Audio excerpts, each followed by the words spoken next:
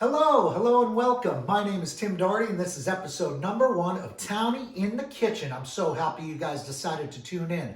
The reason I'm doing this show is because one thing that I've noticed every time I go on YouTube, I see some guy and he's just throwing out, hey, this is my grandmother's meatball recipe, a little bit of meat, a little bit of eggs, mix it together, bop it, hey, there you go, you got my grandmother's meatball recipe. Or I see these fancy shows where they're asking you to get 6,000 different ingredients and put $400 into your Wednesday night meal. Doesn't make much sense. What we're gonna do today is we're gonna create a meal from start to finish in 40 minutes or less that you can have on the table to nourish your beloved few. Listen guys, I have a degree in culinary arts, a degree in food and beverage management. I used to own restaurants. I'm not just some random guy up here. So this episode is going to be very, very special because it's our first. We're going to do something real cool today. First thing that we're going to do is we're going to make some cashew cream spinach to go along with some beautiful seared Atlantic salmon, and we're going to finish that off with a great starch, some barbecue spiced rubbed sweet potatoes. So if that sounds good to you, let's get in the kitchen and let's get cooking. Townie in the Kitchen, episode number 1. So happy to have you. Now let's go. All right, guys, I'm wicked excited. I hope you are too. We're going to start with our first recipe. This is going to be the barbecue spice rubbed sweet potatoes. Now, before we even start cooking, there's some things that are really, really important. Have you ever heard the term mise en place? It's what the French use. French chefs say mise en place. It means everything in its place. Now, there's 2 kinds of mise en place that are going to make you successful in the kitchen. Your non-food mise en place and your food mise en place. Before you start anything, you want to make sure you have all the equipment you're going to use firing the way that it's supposed to be. Number 1 thing is turn on that oven. So I've got my oven on to 375 degrees to start these sweet potatoes. The other things that I've got here, I've got a peeler to peel the sweet potatoes. Now you don't have to peel them if you want, but I like to peel mine. I've also got a little spatula so that we can mix our spice rub together in the bowl before we toss the sweet potatoes in. I've got a knife, and I've got a sheet pan. So we're going to jump onto this right now. The first thing that we're going to do is we're going to peel our sweet potato.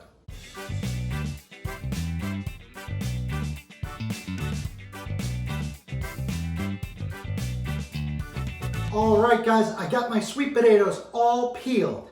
Now, I want you to notice something. Do you see what I did that on? I didn't do it on the cutting board. I actually did it right on the sheet pan. Guess why? It's really easy for me to pop this into the trash now. Does that make sense? Okay, so the next thing that we're gonna do is we're gonna cut this sweet potato. I don't want you to freak out, right? One of the things about a sweet potato is they're not all gonna be perfect. They're not all gonna be the exact same size. The reason I'm cutting these into round pieces or coins, you could cut them into half moons as well. But what we don't wanna do is chunk them up into squares. Not for this recipe. It's not gonna look as beautiful on the plate. And we eat with our eyes first, right? So the first thing that we're going to do is we're going to get chopping. Round things roll. So the most important thing is we don't want this going all over the cutting board. I'm going to cut just one little piece off the bottom. Now we can still use this, and now we got a nice flat surface with a nice flat piece, so this isn't rolling all over the place and we don't end up cutting our hands. Knife skill is going to be a whole other class. So, next thing we're going to do, let's get chopping.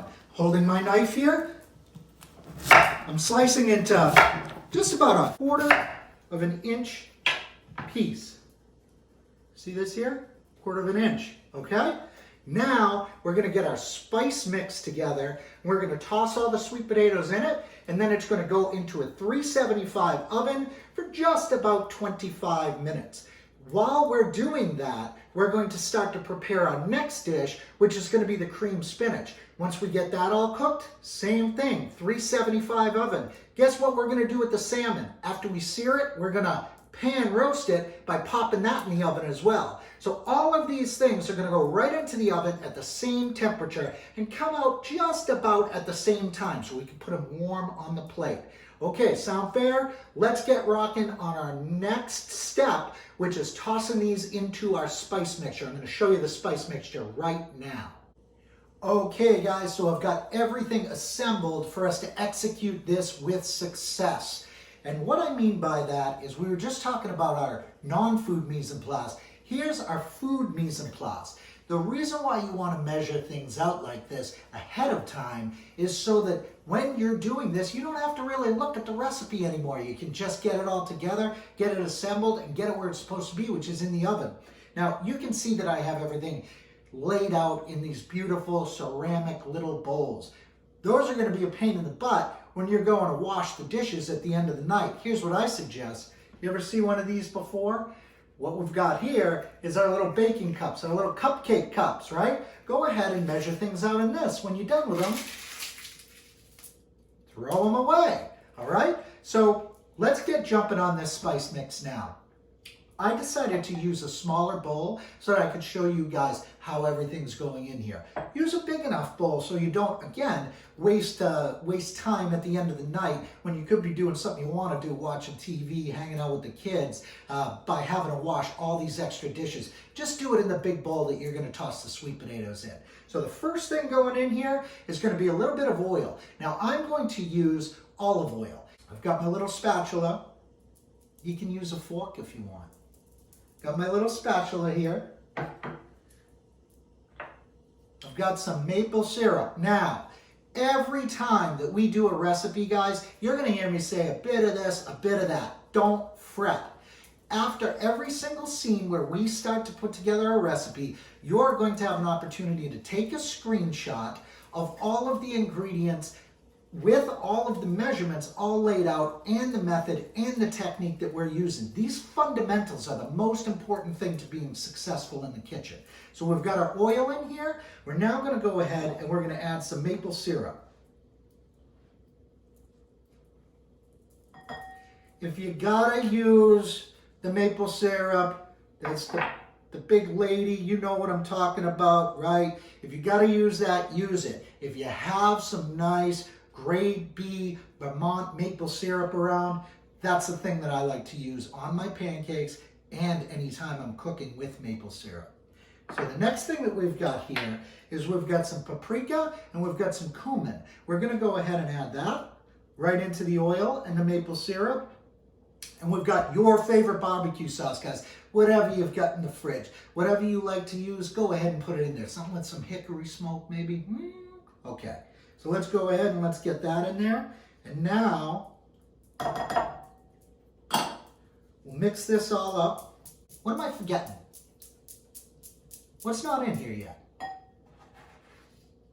Salt.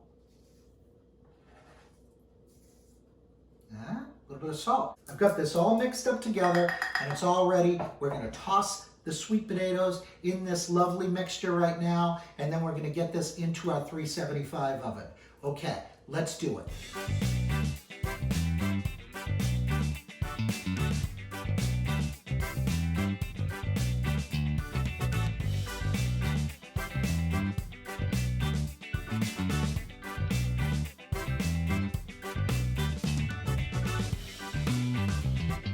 All right, guys, check it out. I tossed the sweet potatoes in a big bowl with the spice mix. We've got our oven at 375. We're about to pop these into the oven. They're going to be done in probably about 25 minutes. Now, when I say probably, it's because everybody's oven is just a little bit different. My 375 might be your 380, might be somebody else's 400. So what you want to do is check them by, you got to figure out when a sweet potato is done, right? Take a fork and stick it in it. Think of the fork just like your teeth, right? If the fork goes all the way through, guess what's going to happen with your beautiful teeth? They're going to go through too. So let's pop these in the oven now. Would you look at it? Just take a look. Sweet potatoes. They got the beautiful barbecued spice rub on them. They just came out of the oven. They're hot as hell. They're burning my shoulder. All right, guys, time to get crack-a-lacking on our next recipe. This is going to be our cashew cream spinach. We're going to get this into the pan in just a few moments and into the oven so that it gets all bubbly and gooey right in time for our barbecue spice sweet potatoes and our pan-roasted salmon so we can get this all on the plate. First thing that we have over here, our first ingredient, we've got some cashew halves and pieces. Guys, you don't have to toast these, not for this recipe. In here, I've got a little bit of onion powder, some kosher salt, and some 5-spice. Now, 5-spice is something that you can find at most grocery stores now, not just the fancy ones. It has star anise, cloves, Chinese cinnamon, a bit of Szechuan pepper, and some fennel. And it's going to give this dish a whole distinctive profile of flavor all its own. We also have some shredded Parmesan cheese. I've got a little bit of cream cheese, and we've got some heavy cream. And the star of the show, the spinach. Grab the baby spinach for this one. You don't have to pick it as much. You don't even have to take the stems off for a dish like this. Next thing that we're going to do, get a tight bundle and chiffonade. Chiffonade is just a nice thin strip. Doesn't have to be perfect, guys. Nice thin strip, just like that. Turn it 1/4 turn and chop it one more time. We're not using the frozen spinach for this. I want to use the fresh spinach because I think it really makes the flavor so much better. Okay, so next thing we're going to do is pop this into the pan. Look at that beautiful spinach, guys. We're going to go ahead and get this into the pan now. When we start this dish, we want to use medium-high heat. I'm going to go ahead and I'm going to put my skillet here now. Now, I'm using a non-stick skillet. Don't worry about it, guys. If you don't have this at home, that's just fine. We're going to put just a little bit of oil into the bottom of the pan. Remember, oil expands when it heats. So we don't need a massive amount of oil. Use about 3/4 of the amount of oil you think you need, and I promise you're going to be okay. We're not trying to pan fry the spinach here. We're just putting this down so that the spinach doesn't end up sticking to the bottom of the pan too much. Next thing that's going to happen is we're going to roll this oil around a little bit. Doesn't have to perfectly coat the bottom of the pan, guys, but you want to get it dispersed so that at least there's some oil everywhere in the pan. Next thing that we're going to do, just wait about a minute or so. The oil will start to expand and start to heat up, as will the pan itself, and then we're going to pop our spinach in. There's a reason I don't use that frozen spinach, guys. I had an Irish grandmother, and I swear to God, every time I'd go over there on a Friday was either fish or chicken night, and she would have some spinach, and she'd say, "Timmy, go ahead and take the spinach off of the oven." And I'd go over to the oven, look at the stovetop. There would be this boiling, bubbling green water with this frozen package of spinach dunked into the boiling, bubbling green water, and it probably had been cooking since about 10 o'clock in the morning. So I like to use fresh spinach. It's up to you if you want to try to do this dish with the chopped frozen spinach, but I'm telling you, if you use the fresh spinach, you're going to get a way better flavor and a way better consistency to the finished meal.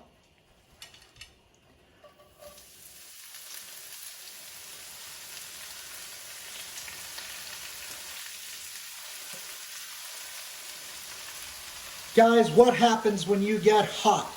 When you get hot, you start to sweat.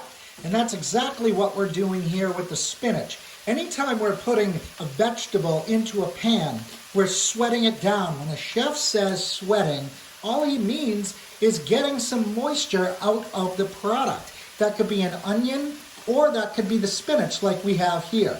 We're trying to cook out some of the water that's trapped in the plant cell walls, because the next thing that we're going to do is impart some beautiful cream and this beautiful sort of cheese sauce that's going to make up the other binder or the liaison of the dish. So have a pair of tongs ready or have a rubber spatula ready so that you can move the spinach around in the pan just a little bit. Guys, it took all of 30 seconds for me to get 12 ounces of spinach, which is 2 of the bags at the grocery store, cooked the way that I want it to be cooked. The next thing we're going to do is start to build the saucy component of this dish. First thing going in here is going to be our heavy cream.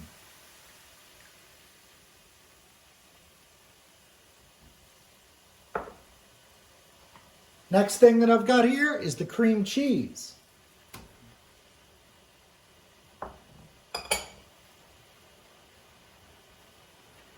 We've got our seasoning here. We've got the 5-spice, we've got the kosher salt, and we've got the onion powder. Don't worry if it's all in one place. We're going to mix this up in just a second.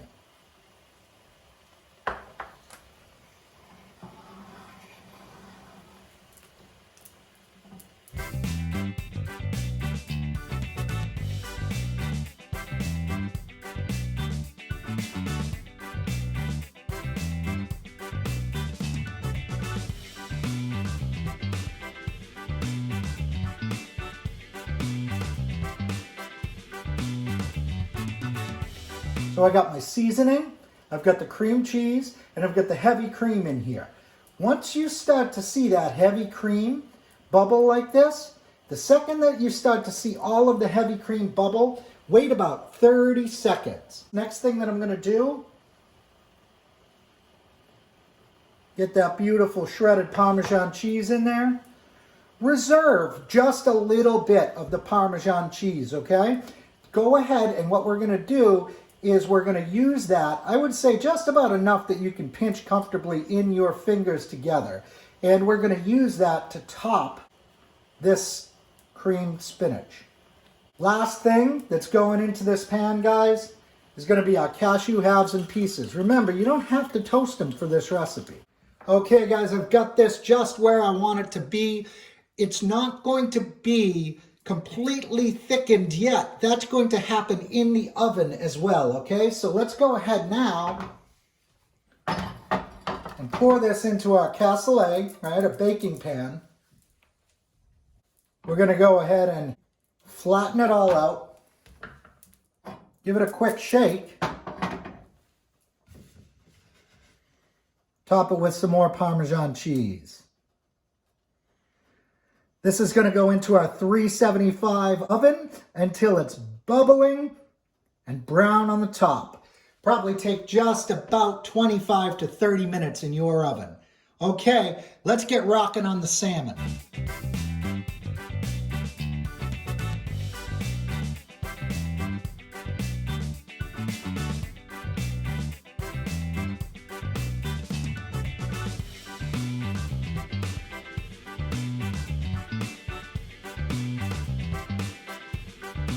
I am so excited. We've got our sweet potatoes just cooling a little bit. We've got our creamed spinach in the oven, and we're gonna finish the center of the plate, the beautiful salmon. You guys know that salmon, check this piece of salmon out. It's absolutely gorgeous. Salmon is brain food, right? Chock full of omega-3 fatty acids. You guys ever hear a guy named Finn McCool? Finn McCool, from the Fenian cycle in Irish mythology, was the wisest man in the world, and he became the wisest man in the world eating salmon. What happened was his grandfather told him, Finn, go down to the cashew tree, and under the cashew tree, there's a beautiful river, and there'll be a big old salmon swimming around in there. I want you to catch me the salmon, cook me the salmon, but whatever you do, don't eat it yourself.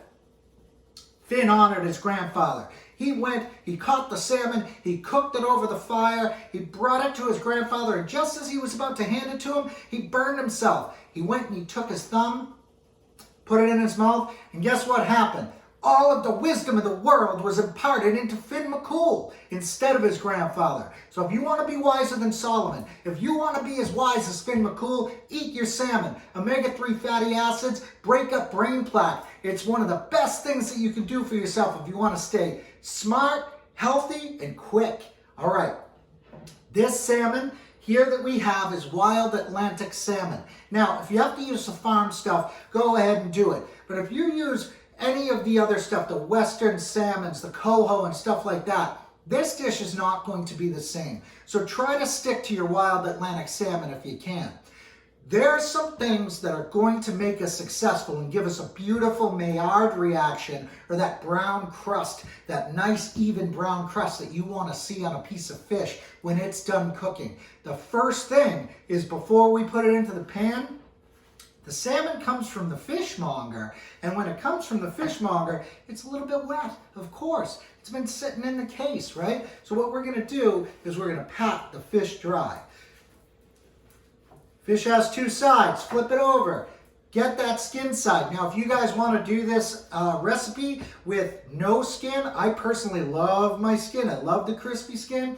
If you guys don't want to eat the skin, go ahead and ask the fishmonger to take it off. It's not going to affect the recipe in any way, shape, or form. The next thing we're going to do, last thing before we get this into the pan, salt and pepper. Let's start with the salt. Let's talk about salt for a minute. I'm sure you've heard plenty of chefs say, use kosher salt. I agree, right? The one thing that they don't tell you is how to put the salt on the fish. There's a way to do everything. There's a right and a wrong way to do everything, not just in the kitchen, in life. So what we're gonna do is we're gonna start to season this salmon. If you notice when I do this, I'm not down here. I'm not gonna be 1/4 of an inch right above the salmon. You wanna go up here, like Little Wayne, you wanna make it rain, right? Season the salmon liberally. Season it on both sides as well, okay? So once I've got my salt on there, my kosher salt, a little bit of cracked black pepper, give it a nice rub. It's not gonna hurt you. Give it a nice rub. Flip it over, do the same thing. The other great thing about kosher salt, throw away your table salt, guys. If you must use it to season, I guess, go ahead and do it. But if I were you, I would have a little salt pig like this. Put this on your table. It's going to change the way you think about salt, right? The thing about kosher salt is it doesn't have all of this little tiny granulate in it, okay? That's the stuff that they sweep off the bottom of the floor in the salt factory. The kosher salt is much more manageable, so it allows me to season from above like this, and I'm now in control of how much is going down onto the product from my thumb and my forefinger. Okay, sound fair? So make sure that you do that. Let's get a little bit of cracked black on this side of this guy.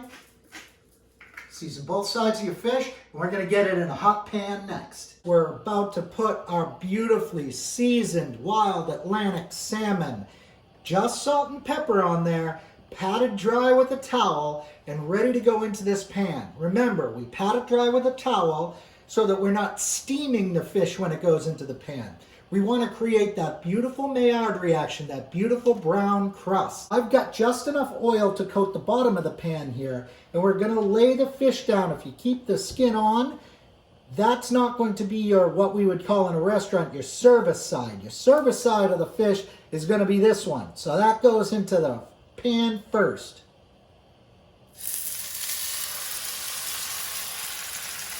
See how when I lay it into the pan, guys, I do that so that I'm laying it away from me. I don't want this very hot oil to splash up on me. The third most important thing about perfectly searing a piece of fish after patting it dry and seasoning it liberally is going to be don't touch the damn piece of fish. Let it do its thing. You stop moving this around and you're gonna break that crust. So I'll tell you and I'll show you when you want to flip this piece of fish. This fish has been in the pan for just about 2 minutes on very high heat. Now I'm going to turn this down to just about medium-high heat, and we're going to let it cook for another 2 minutes. Okay, guys, do you see how we have orange on the top and we're starting to get a white on the sides? That's a great indicator. Once you're about halfway up the side of the piece of salmon on its thickest side for you to flip this over. See this spatula? Throw this spatula away. You don't want this spatula in your kitchen. This is a fish spatula. It's designed to perfectly flip a piece of fish. Look at that gorgeous crust. Now that we've got a beautiful Maillard reaction, now that we've got that beautiful golden crust on our salmon, we're going to go ahead, let it sit there for about 30 seconds to start to crisp up that skin. And now we're going to go ahead and pop this right into the oven.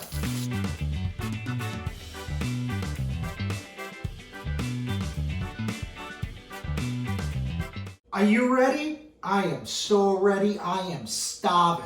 All right. So as you can see here, guys, I went and I took our coins of the sweet potato. This is why I wanted you to cut them into rounds, right? It doesn't matter if they're all kinds of gnarly sizes. You're always going to be able to get this cool accordion thing going on. Fancy, fancy. So the next thing that we're going to do, our bubbling, beautiful cream spinach is all ready to rock. I'm going to put that down. Now you can tell people they ate your vegetable, you know what I mean? It's kind of a vegetable, right? There's vegetables in it. I'm going to put our creamed spinach down. You can see I've got a nice crust of Parmesan cheese right on the top there. And last but not least, our salmon. I'm going to go ahead and pop our salmon here. Guys, the salmon was, remember, just about 4.5 minutes or so on our service side where we're trying to get the brown crust. Then I flipped it over to the skin side. I let it cook just about another 2 minutes. And then I only took 4 or 5 more minutes in the oven. You can tell it's done. When you press down, it pops back up, but I'm not seeing a whole bunch of juices pop up with my finger, okay? That's how you're gonna know your salmon is done. You're just about at medium. Little bit of translucency when we break into this with the fork, but we're not looking at a raw piece of fish, and we're not looking at something that's so dry. So I got this bad Larry here. I got these awesome accordion barbecue spice rub sweet potatoes, and we've got our cashew creamed spinach right here underneath everything. Absolutely gorgeous. That's like a sauce and a vegetable all in one. As a matter of fact, if you got any of that left over, that creamed spinach, you probably won't, but if you do have any left over, recall that creamed spinach here, bust out some tortilla chips, pop it back in the oven, and you get a spinach dip. Look at that, I gave you an extra recipe, huh? No charge at all. I want to thank you so much for joining me today. I had a phenomenal time with you. I hope that you guys had a great time with me, and I hope you learned something today. Remember, every single one of these recipes, you're going to have an opportunity to screenshot. The other cool thing is the methods will be there too. And if you come back for the next video, you're going to learn another method and another technique and another thing that's going to make you more confident in the kitchen. That's what it's all about. Remember when you started to ride a bicycle? What ended up happening? You had to do 3 things perfectly. You had to steer, you had to pedal, and you had to balance. If you didn't do one of those things, you fell on your ass. I know I fell on my ass. Our goal is to make sure you never fall on your ass in the kitchen again. Let's have some fun together. Thank you for joining me. It's been a pleasure working with you. I look forward to seeing you on the next episode, number 2 of Townie in the Kitchen. I'm Tim Doherty. Have an awesome day. Go eat. Manja manja.